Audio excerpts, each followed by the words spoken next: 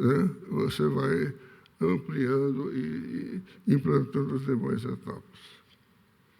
Aqui são valores ainda não, vamos dizer, de acordo com o geométrico, porque, na realidade, nós temos ainda valores estimados e que nós estamos agora, até o final do mês, com os dados que estão sendo levantados pelo geométrico, nós vamos ter, então, o CAPEX mais aproximado.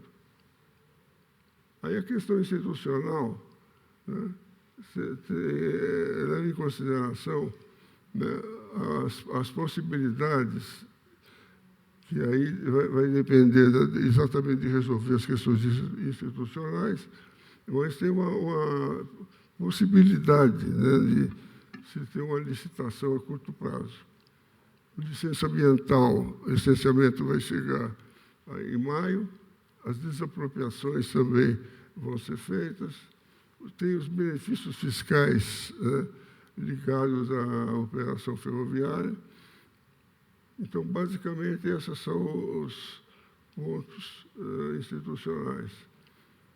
Aqui nós temos a sequência, né, da estruturação com a licitação, construção e operação, e, na realidade, o que se busca são, né, os investidores, né, que vão participar, então, do consórcio para participar da licitação. Nós temos, assim, bastante possibilidade, né, de obter essas empresas para participar do processo. E as cargas estão aqui. Quer dizer, nós temos a etapa 1, né, com isso que vocês estão vendo aí, 9,5 milhões, né, e 18,5 a partir de 2024. Depois, aqui nós temos a etapa 2, começa com 9,5, né, depois 5, 10 e vai até 30. Aí a etapa 3, né, ela tem 33 milhões toneladas. E a etapa 4, então, é quando entram em operação as mineradoras. As mineradoras precisam de 5 anos, né, no estágio atual, até ter condição de operar e fornecer o minério. Então, basicamente, é isso em cima do que você me pediu. Tá? Obrigado a todos.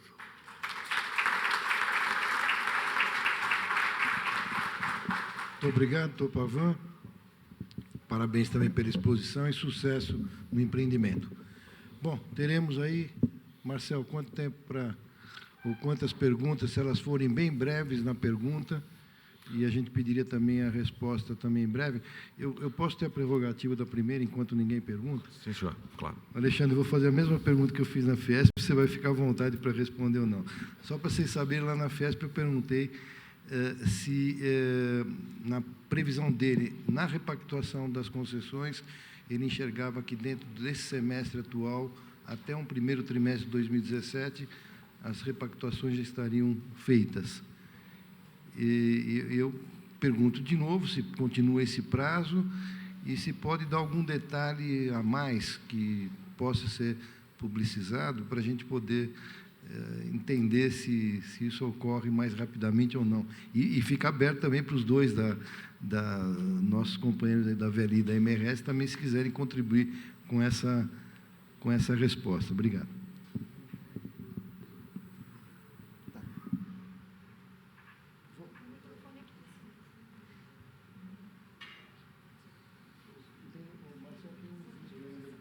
Quanto tempo, doutor Pavan? Quanto tempo, mais ou menos, de vídeo? Quanto tempo de vídeo? 7 minutos? Então, enquanto vai instalando, deixa o doutor Alexandre Porto responder para a gente. O Vicente está um pouco ansioso com a resposta. Você não imagina? Não sou eu que estou ansioso. Os meus associados estão ansiosos. vem dos associados efetivamente, porque os investimentos eles vão repercutir no material da via permanente, nos vagões, locomotivas, sinalização e vai por aí fora, né? Com certeza traz um choque de investimento. Você sabe disso e já... Emprego, gera renda e gera negócios, né? Nós temos trabalhado com essa questão da prorrogação praticamente há um ano, né? Desde outubro do ano passado, a gente tem trabalhado com relação a esses trabalhos, né? O processo, assim, principalmente da Rumo LL, que é o que está mais avançado em termos dos seus estudos, a gente entende que tem uma maturidade já suficiente para a gente partir para um processo de participação social denominado audiência pública. Então, nós devemos encaminhar aí nas próximas semanas aí os inícios dos trabalhos da audiência pública. Essa é a orientação que a diretoria da agência nos passa. E temos outras concessionárias também vindo logo atrás, e essa é a tendência, né? Então, nesse ponto, a gente está com um processo bastante maduro, a ponto de abrir a audiência pública da primeira, que seria, no caso, a Rumo ALL. Tem alguma previsão para a audiência pública se transformar num contrato? Depende muito do que vai vir dessa audiência. Se não vier nenhuma surpresa, nenhuma coisa diferente do que os estudos estão apontando, do que a discussão tem feito, a tendência é que isso seja mais rápido. Se chegar a um ponto que mereça um estudo maior, mais aprofundado, aí a área técnica da agência vai ter que se debruçar e entender. Mas, se tudo correr bem, aí, eu acho que no primeiro trimestre a gente deve ter essa matéria bem encaminhada.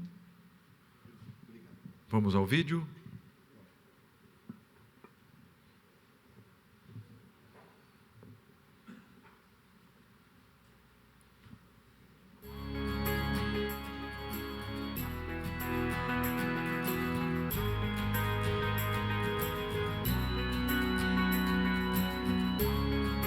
Colimport Paraense, um projeto para o Pará, para a Amazônia e para o Brasil. O Brasil apresenta enormes vantagens comparativas para se desenvolver, e dentre tantas, destacam-se sua vasta e produtiva extensão territorial, clima muito favorável, que permite 3 safras anuais aos produtores, enquanto os concorrentes conseguem apenas uma. Riqueza de seu solo, possuindo as maiores jazidas de minérios de todo o mundo. As cadeias produtivas mais relevantes para o crescimento e desenvolvimento do Brasil são o agronegócio e a mineração, que representam uma grande parcela de nossas exportações e uma expressiva participação no Produto Interno Bruto brasileiro. O Pará é privilegiado, pois além das vantagens comparativas citadas, ainda apresenta localização estratégica privilegiada, sendo o Estado brasileiro mais próximo da América do Norte, da Europa e da Ásia, com a abertura do Canal do Panamá prevista para 2016 e o da Nicarágua para 2019. Portos de águas profundas, em Vila do Conde, e o Superporto Brasil Norte, situado em Abaetetuba, em fase de desenvolvimento pela Pavan Engenharia e pela Brix Logística. Grande disponibilidade de energia, proveniente das usinas de Tucuruí, já construída, e Belo Monte, em construção, além de Jatobá, São Luís do Tapajós e Chacorão, a serem construídas brevemente no rio Tapajós. Telemática em expansão.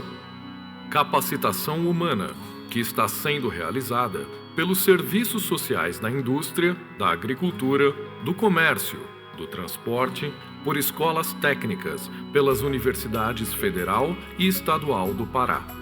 Estas vantagens comparativas da região e do Pará serão transformadas em vantagens competitivas, iniciando um novo ciclo de desenvolvimento, readequando as condições da logística da movimentação de cargas. No sudeste do Pará, há um enorme potencial agrícola e mineral. No entanto, a única alternativa para o escoamento da produção desta região, até o porto de Vila do Conde, é rodoviária, modal inadequado para as cargas do agronegócio e da mineração. Esse panorama impõe um grande desafio para os governantes e para a iniciativa privada, qual seja o de alterar positivamente esse quadro. No Pará, é possível se implantar um novo projeto criativo, moderno e eficiente, portanto, inadiável, e torná-lo competitivo a nível interno e externo, gerando emprego e renda. O Estado, como poder concedente, e a iniciativa privada, como a parceira investidora, serão capazes de transformar o potencial econômico do Pará em realidade, propiciando ao Estado alcançar o desenvolvimento sustentável almejado por todos. Este projeto é o Complexo Logístico Industrial e Portuário Paraense, Colimport Paraense. O Colimport Paraense será composto por uma ferrovia, um condomínio industrial e um porto de água profunda, propiciando ao agronegócio, à mineração e à economia regional e paraense um enorme ganho de competitividade, gerando emprego e renda. A FEPASA será a ferrovia mais moderna do Brasil e uma das mais modernas do mundo, utilizando o maior grau de tecnologia e inovação ferroviária existentes atualmente no mercado mundial. Isso será possível devido à participação no projeto, juntamente com a Pavan Engenharia, de empresas líderes de mercado internacional e nacional. Dada a importância do projeto e a necessidade de obter alta produtividade, está prevista a operação com equipamentos novos de alta eficiência, que mantenham estrutura no Pará para o seu fornecimento e manutenção. A geração de energia será obtida por meio de termoelétricas próprias, alimentadas por biomassa produzida na região, complementada pela frenagem regenerativa das locomotivas, tecnologia que transforma a energia cinética liberada durante a frenagem em energia elétrica. Além de um custo baixo de energia e operacional, as locomotivas não emitirão poluentes nem poluição sonora. A FEPASA é um projeto pautado pela sustentabilidade, pois contribui para a preservação ambiental da Amazônia ao mesmo tempo em que gera emprego e renda, respeitando os aspectos sociais e culturais. O comprimento total da malha ferroviária a ser concessionada é de 1.392 quilômetros e será implantada em 2 etapas. A primeira delas, FEPASA Norte, com 750 quilômetros de extensão, inicia em Morada Nova, onde fará a ligação com a Estrada de Ferro Carajás. Serão 260 quilômetros de Morada Nova a Alumina, onde está localizada a mina da Votorantim, e seguirá por 352 quilômetros, passando por Vila Nova. Um ramal de 114 quilômetros ligará Vila Nova à mina da Hidro, em Paragominas, chegando no porto de Vila do Conde e futuramente no Superporto Brasil Norte. Outro ramal de 24 quilômetros unirá Alumina a Rondon. A partir de Rondon, um ramal de 58 quilômetros chega em Açailândia, no Maranhão, onde se interligará com a Ferrovia Norte-Sul e novamente com a Ferrovia Carajás. A FEPASA Sul, com extensão de 642 quilômetros, inicia em Santana do Araguaia, onde terá uma plataforma logística e industrial que receberá, além das cargas do agronegócio local, cargas dos municípios mato-grossenses de Vila Rica, Querência e outros. Em seguida, acompanhando a BR-158, acessará vários terminais, como o de Redenção, onde capta minérios, grãos e fertilizantes, seguindo para Marabá e Morada Nova. Esta ferrovia seguirá até a cidade de Abaetetuba, ao sul da cidade de Belém, e acessará um porto moderno, de águas profundas, denominado Superporto Brasil Norte, com 30 metros de calado, 10 berços e capacidade para 100 milhões de toneladas. O porto possuirá vários terminais, tanto para importação como exportação. Abrigará terminal de containers, grãos, granéis sólidos, granéis líquidos, carga de projeto, carga geral, fertilizantes, terminal de GNL e terminais exclusivos e independentes para cada empresa mineradora.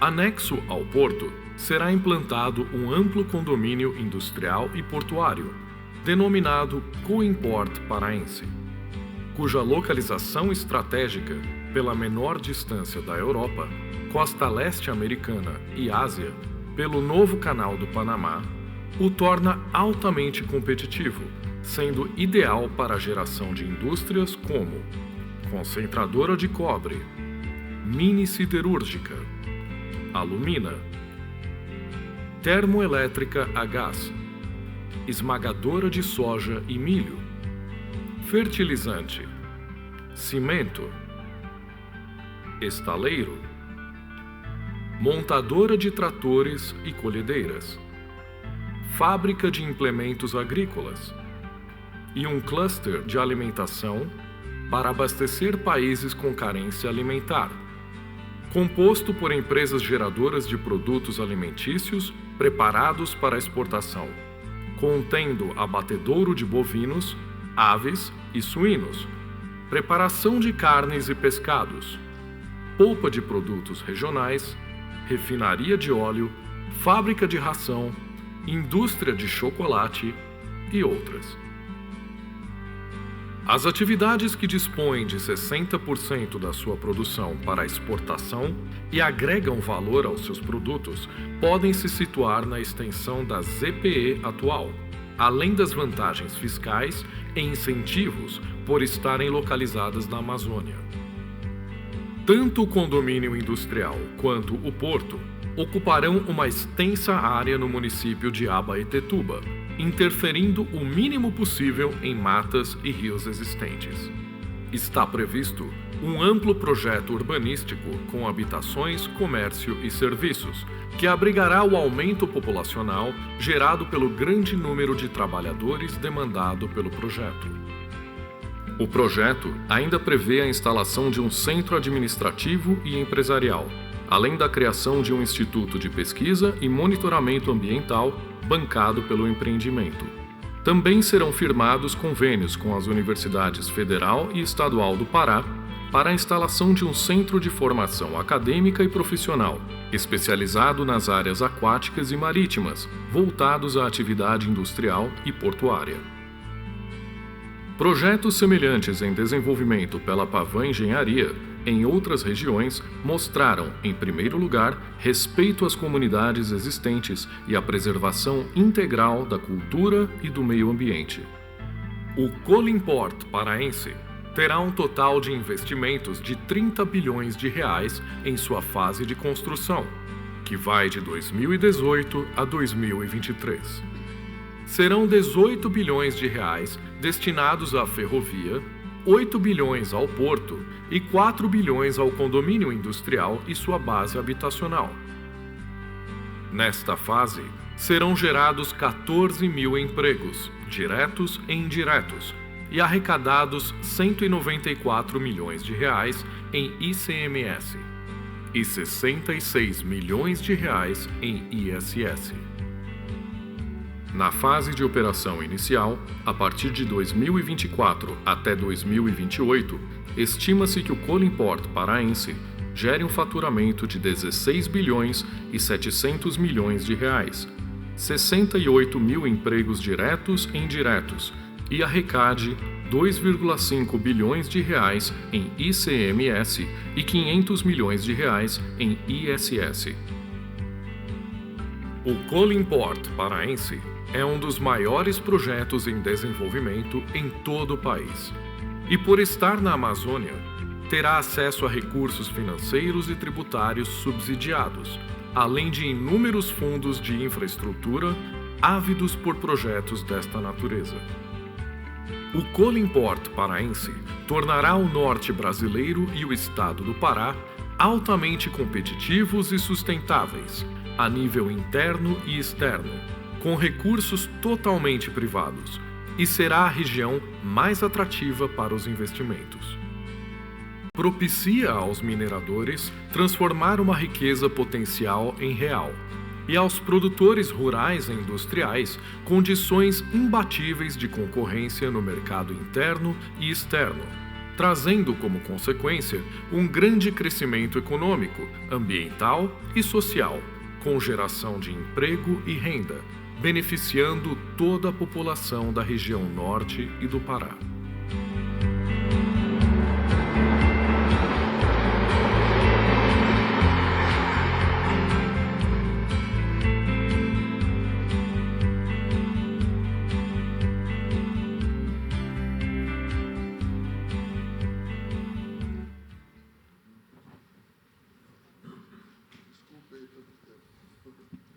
Excelente, excelente. Marcelo, temos mais o quê? Uma pergunta, duas, alguém? Perguntinha, dúvida, para finalizarmos. Tomás, por favor.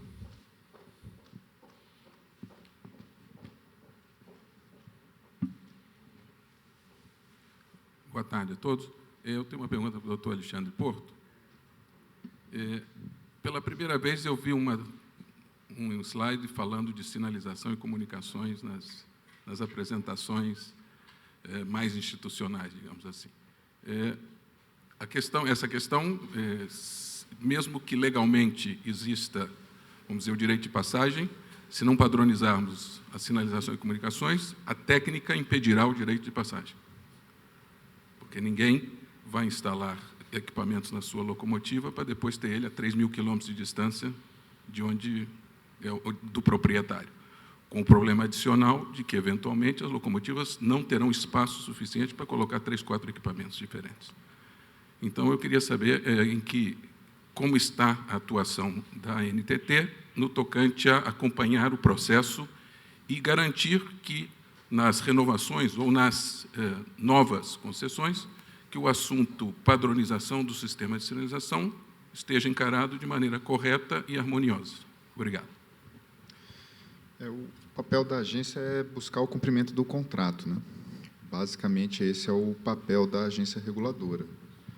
E, quando foi feita a desestatização do setor, por meio do marco regulatório da época, era permitido que cada concessionária desenvolvesse seus sistemas, né? Falar hoje em padronização do ponto de vista técnico para interoperabilidade tem um sentido técnico falando, mas e os pedidos de reequilíbrio que podem vir disso? Quando você exigir que uma concessionária adote um padrão, sendo que o dela está funcionando, quem vai pagar essa conta?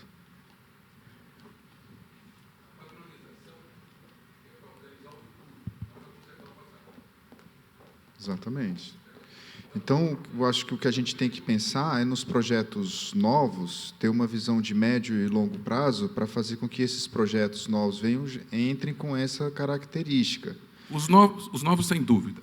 Agora, os velhos, é como se faz na Europa. Ninguém é obrigado a mudar o sistema que funciona, mas, quando mudar, tem que mudar pelo padronizado. Quer dizer, essa que é a batalha que deve ter o país, ou seja, não deixar que, a partir de agora, qualquer um defina como queira o seu sistema, quando o país está querendo um direito de passagem, vamos dizer, nacional para os seus produtos. Insisto, não é para consertar o passado, é para organizar o futuro, a padronização. Então estamos bem entendidos, porque, quando o pessoal fala em padronizar, a gente não pode esquecer que o setor privado que assinou esses contratos e acreditou naquele projeto lá atrás e fez uma equação econômica, essa equação econômica tem que ser mantida até o final do seu contrato. E exigir uma padronização simplesmente de forma unilateral, há um entendimento muito forte de que causaria um desequilíbrio nos contratos, e, se há um desequilíbrio, é o papel do poder concedente equilibrá-los. Mas, nos projetos novos, com certeza, tem que se pensar no futuro. Eu acho que é uma questão parecida com uma bitola, né? A gente tinha a bitola métrica, a bitola larga, e as expansões do sistema hoje, por meio de lei, por força de lei, são sempre em bitola larga. Então, acho que esse entendimento que teve da bitola, assim, de ter daqui para frente, seguirmos esse caminho, é o que a gente precisa fazer com relação à sinalização e comunicações, e, à medida que nós temos a PPI, com o seu conselho interministerial, estabelecendo as políticas públicas da forma mais formal, esse assunto, com certeza, deverá ser tratado. Mais alguma pergunta? Sr. Vicente. Deixa eu fazer mais uma, vai, Alexandre. Aproveita.